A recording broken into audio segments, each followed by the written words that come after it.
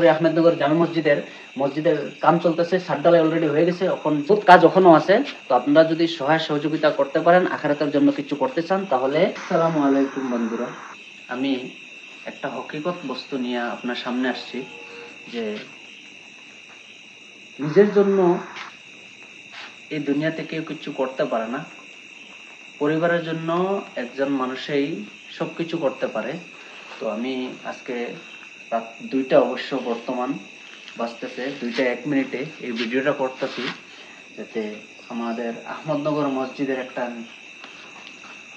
মসজিদ বানানো হইতেছে, যাতে আপনারা যদি সহায় সহযোগিতা করেন তাহলে নিজের জন্য আখিরাতের জন্য কিছু একটা করে যেতে পারবেন।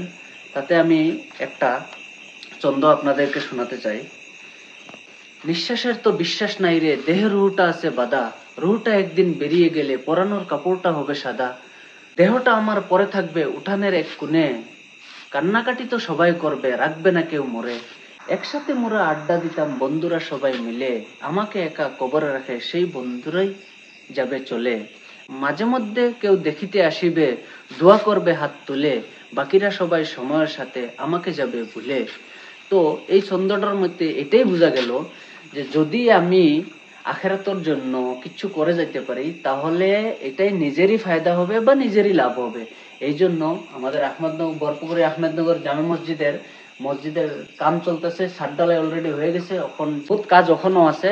তো আপনারা যদি সহায় সহযোগিতা করতে পারেন, আখিরাতের জন্য কিছু করতে চান, তাহলে স্ক্যানার দেওয়া থাকবে আমার স্ক্রিনে, স্ক্যানারে কিছু দিয়ে দিবেন, আর স্ক্যানারটা আমার কমেন্ট পোস্টে আপনার যা টাকাটা দিবেন বা যাই সহযোগিতা করবেন, তো কমেন্টের মাধ্যমে আপনারা স্ক্রিনশটটা শেয়ার করে দিবেন।